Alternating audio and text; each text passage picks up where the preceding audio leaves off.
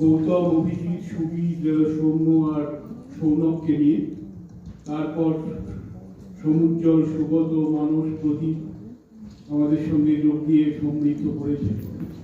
এবারে আরো তিনজন আমাদের সঙ্গে যোগ দিয়েছেন, তাদের নামটা বলছি না আপনাদের কাছে একটু রাখার জন্য। আমরা বাউল বা লোকগান করি মনের আনন্দে উপভোগ করার জন্য, আর তার সাথে সাথে কিছুটা নিজেদের বৈশিষ্ট্য ফিরে পাওয়ার জন্য।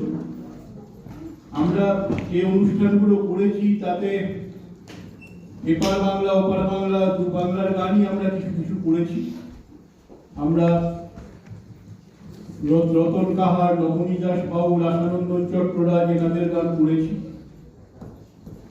এবার আমরা সাম্প্রতিক পরিস্থিতির কথা মাথায় রেখে এবং বর্তমান সময়ের কথা ভেবে কিছু গান চুজ করেছি, যেটা আপনাদেরও চেনা গান।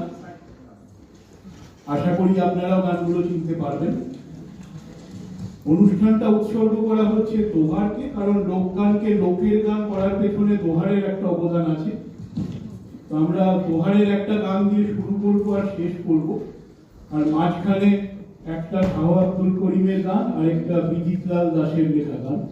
আপনারা গানটা গায়িকার নামে চেনেন, বাট বিজিতলাল দাসের নামটা ইচ্ছে করে বললাম। তো আশা করি আপনারা উপভোগ করবেন আমাদের সাথে সাথে। আর আমাদের এতই ভুল ত্রুটি হবে যে ভুল ত্রুটি ক্ষমা করবেন বলে আমি আর লজ্জা দিতে চাই।